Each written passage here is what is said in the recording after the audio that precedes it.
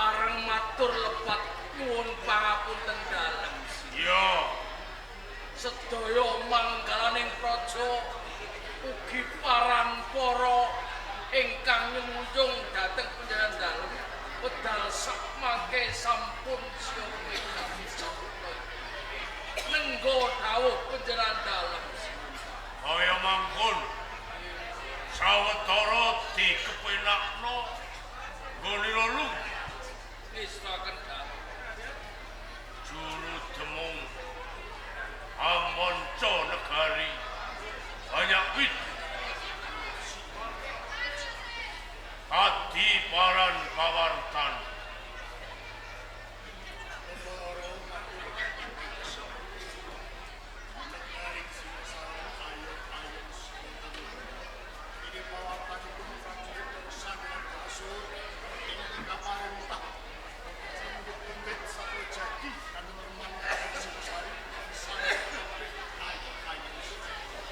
Singasari ayam lan tentrem. Ha ha ha. He he he. Hu hu hu. Yajeng Prameswari Paring dawuh kula Kang Mas. ingsun mundhut ati paran pawartane nggone rumakan. Kang Mas. Sedaya kewajiban kula sedaya datang ing puji. Mas. Kaya ngono Injil. dikepenakno nggone lelungguh. Namung estokaken dawuh. Putraku ya putriku Tribuan Injil paring dawuh kula Kang. kowe garwane mantuku Raden Wijaya. Kepiye kewajibane rono? Kepareng matur injih Kanjeng Rama. Sedaya kewajiban ingkang sampun kasampiraken dumateng kula, sedaya datang ingkang puji. Sungkem kula matur injih Kanjeng Rama. Ingsun tampa penakno nggone lelungguh. Ngestokaken dawuh. Gayatri Paring dawuh Kanjeng Rama. kepiye kewajibane? Anggen kula sedaya abdi putri nyatanipun sakmenika boten wonten ingkang jiwani Kanjeng Rama. Sedaya sampun mangertosi kewajibanipun piyambak-piyambak. Boten kasupen sembah pangabekti kula dipun njuk Rama. Ingsun tampa Ratna Paramita piye no? Injing dawuh katimbalan Kanjeng Rama. Sedaya cicibahan menika sampun wonten kerampungan. Lan kula menika sampun saged wiru nyamping. Yen to Kanjeng Rama saha Kanjeng Ibu sawanci-wanci ngersakake sedaya menika sampun sumadya. Namung bekti kula konjuk Kanjeng Rama. Yo. Penakno ya no. Nista ageng dawuh. Naraduhita. Injih sabda katimbalan Rama. Yen kowe piye kewajibanmu Naraduhita? Sedaya kewajiban kula boten wonten kanggo jiwani Rama. Ugi anggen kula dumateng garwa kula ugi boten jiwani. Boten katalumen sungkem kula konjuk Rama. Dak tampa bektine garwamu uga kowe mituhu marang Ardaraja. Penakno nggonmu lungguh. Injih sungkem kula katur Ibu. Ya nggih tak tampa. Bali marang Kakang Patih Aragan. Sabda katimbalan dawuh. Sampun anggenipun ngunjuk Rama. Sampun Ingsun yen ora ngunjuk warakan ora bisa ngobetake negara Singosari. Krana ingsun ngunjuk warakan Singosari ayem sarta tentrem. Sapa sing arep wani ngungkih kawibawan ing Singosari. Arakane Sabda katimbalan dawuh.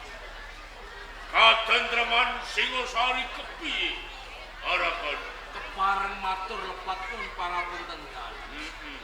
Wedal sak mangke Singosari ayem tentrem kalis rubeda boten badhe wonten negari sanes ingkang badhe risak wonten ing negari sanes. Gombong ati. Sengaja ingsun Maha Prabu Sri Kertanegara sawijining ratuning ratu ing tanah Purworejo. Sapa kang ora ngakoni Prabu Sri Kertanegara asmane wis kondang taunang-unang nganti temeka ing tawa sundulingan tariksa ngebaki jagat raya. Prabu Sri Kertanegara sapa wae kudu manut lan mituh reh perintahing lan sabdane Prabu Kertanegara.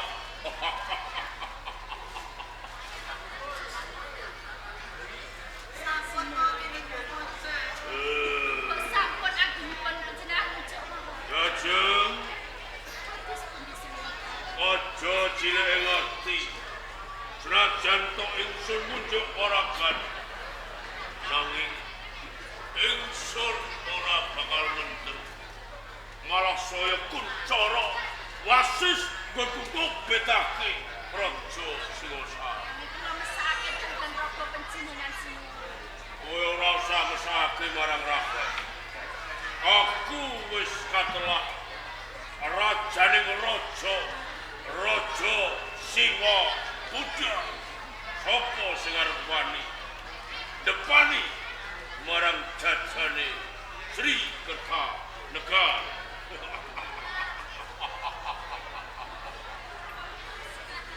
Ayawidi apa ana atur marang ingsun Ayawidi.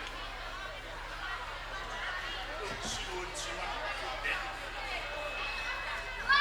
atas nampaikan beraksar dan obor atur istri pun wonten nanging sakit pun tuwon-tuwon Iya, lawiyapun kula panggih kirami jupra Ayawidi. wiwitan ingkang pungkasanipun anggen sedaya ngrebutan bab jayanipun negari Singosari sangat banyak tentremipun negari Singosari awit sengket kumerkipun kawulangit Nanging ana apa Ayawidi? ingkang sangat prihatin selamat Iya, saben-saben ngerso dalem kawontenaken martabat agung ingkang rumeteng rencananipun negari Singosari. Nanging ingkang tuan-tuantu ingkang tuan mangen kok dereng nate dereng nyebat asmanipun sederek ora sinuwun Nun sewu boten nabi kula ngasuraken Sinopati sanes-sanesipun lan bae akan dateng para kadang-kadang sanes. Ucaranipun negari Singosari sederek kula lakanaken ugi nderek atus keping entuk kaosan ngantos dumatosipun negari Singosari kenging diperkatan kencar-kencar ayo kencar. Selawinipun negari Singosari kencar-kencar sederek kula lakanaken ingkang nate lampung boten nate sifat kaporo dipun singkiraken saking negari Singosari mapan ing lampung dados jebul.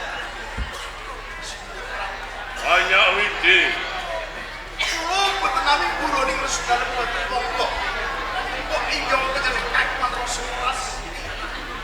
Monggo dipun timbale pakempalan wonten ing Kitha Raja Singosari. Matur nuwun. Ingsun ora bakal nutut netra lan bondo asta. dadeke sumurapmu Panyawiti ora tegese ingsun lirwa marang kadang kadean sambung lantek adeke negara Singosari yen saka pamawasmu ingsun lali utawa kalebian marang nagana nanging Raganata wis milih dalane dhewe dheweke ndak maringi palimirma ing tumaku minangka adyaks apa ingsun kurang adil lamun Raganata ora gelem ndak dadekake adyaks mesti ingsun bakal peparing nugraha kang pantes marang Raganata Panyawiti nanging dari kerajaan kulo harus pilih Raganata menika sakit lastane saka kurikan pinidon pamanggipun tumuju dhateng Jaya Negari sakit dipinake kalebet negari Singosari cukup ingsun miyarsa apa kang dadi aturira Panyawiti belum sapa wae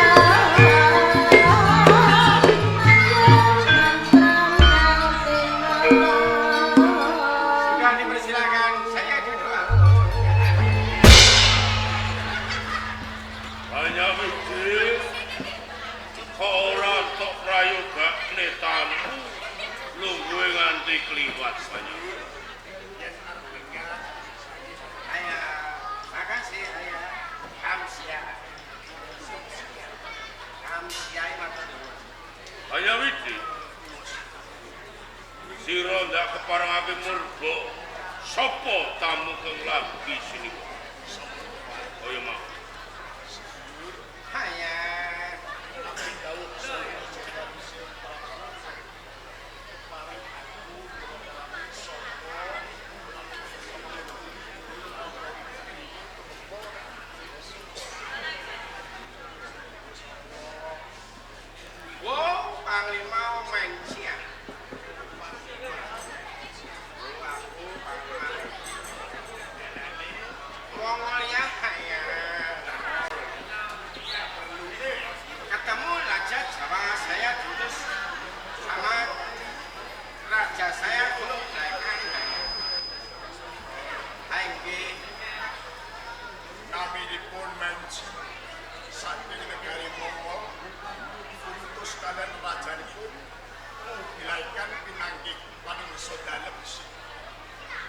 Menci saka Mongolia Cina ya bener jenengira Menci Menci Senopati Menci Panglima Menci Panglima Menci saka kerajaan Mongolia betul kowe diutus marang Ratu Gustimu Kaisar Kublai Khan betul betul banjur kowe diutus sapa sowan ing pendopo Singasari suruh ngatulaken nawala haya nawal ndi wujuding nawal sudah diperbolehkan bener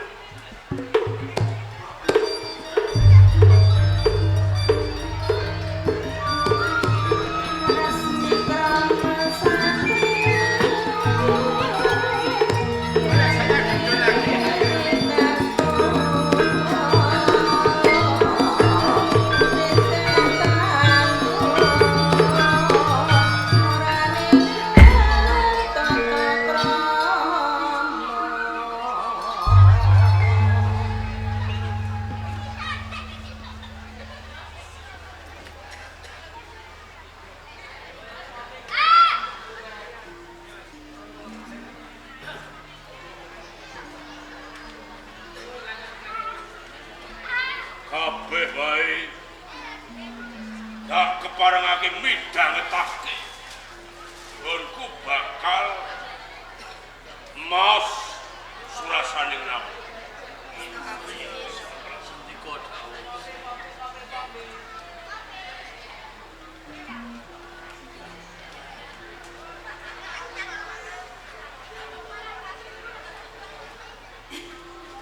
Uya seponan kintaka kato ratu ing tanah Jawi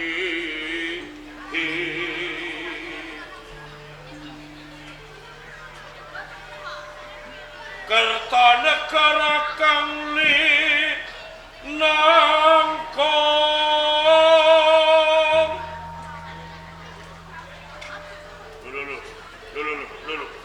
belum kepala yati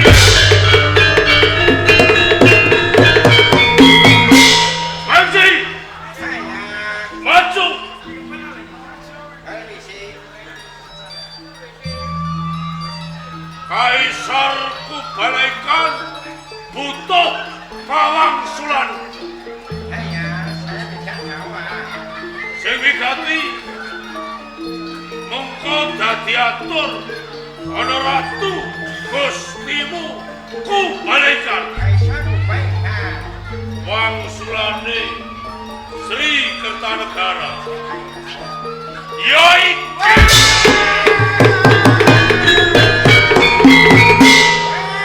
Bagaimana ini? Kuping saya kok dipotong. Saya kan tidak salah. Kenapa saya yang harus cari potong? ora trimo yen ora trimo berat dulu karo balaikan Oh, saya laporkan raja saya Ubaikan, raja Jawa kakeannya.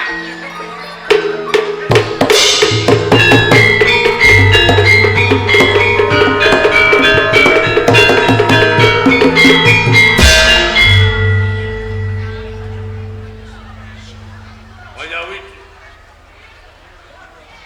Ratapan mana sosok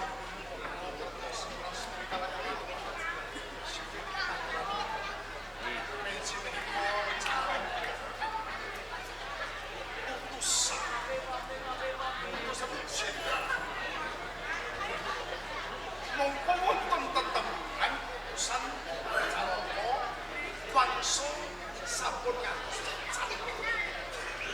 malah mereka maitipun kurung kupingipun lho mangke menawi boten trimanipun Ubaikan kados pundi Sinuwun Prabu wis tak dodo tak temu jalaran wosing kintoko aku kudu ngakoni kasiharku Blaikan kaya ratu ning ratu ing donya mongko ratu-ratu ning ratu kuwi mung Prabu Kertanegara dadi kowe aja keliling panompo yen aku nganti merung kepingin sing mengti banyak kuwi ingkang kula sumelangaken Sinuwun Prabu menawi wonten boten trimanipun Kaisar Ubaikan karapan tumurina mongko menawi dipun ukur kenyatan sinten ingkang boten ngundangaken negari Mongol kabar ingkang utawi Mongol saben perang boten nate kalah kaporo bedah projo mlengket negari lho menawi mangke campur perang kelawan dengan Singosari Sinuwun menapa ingkang dipun delaken negari Singosari Sinuwun sepisan mongko nabrang salonipun wonten ing Bandar Pamarayu prajurit Singosari kantos sabola gelar menika kemawon prajurit ingkang nringkih lha menawi dipun piyuki prajurit saking Ketaplan badhe dados awu negari Singosari hanya witi aturira ketok melok yen satuhune kowe gedheake marang atine roang nyilekake marang atine musuh hanya witi tetelo kowe sabela marang menti ora tak sila yen Singosari kekuatan kari sabolo gelar Nanging ingsun Maha Prabu Kertanegara ora bakal miris ngadepi prajurit saka Cina andhane Kaisar Kubalai. Atur kula boten nampi ngasuraken dhateng prajurit Singosari boten. Tengah boten prajurit sampeyan kaya tapan boten. Kegiatan pancen boten timbang sinuwun. Kula prajurit Singosari saged nukul kegiatan menika. Cukup banyak wiji yen ngono. Singosari ora mbutuhake nayaka praja kang duwe watak ngugulake marang negara liya. Mula saka iki atas nama Maha Prabu Sri Kertanegara banyak wide wis ora bisa mlaku marang pemerintahan ing Singosari. Ratu Singosari putusake yen iki dina banyak wide wis ora tak agem minangka juru demung Amancanegara. Sira menang lungguh ana ing Kabupaten Sumenep kanthi asma Arya Wiraraja.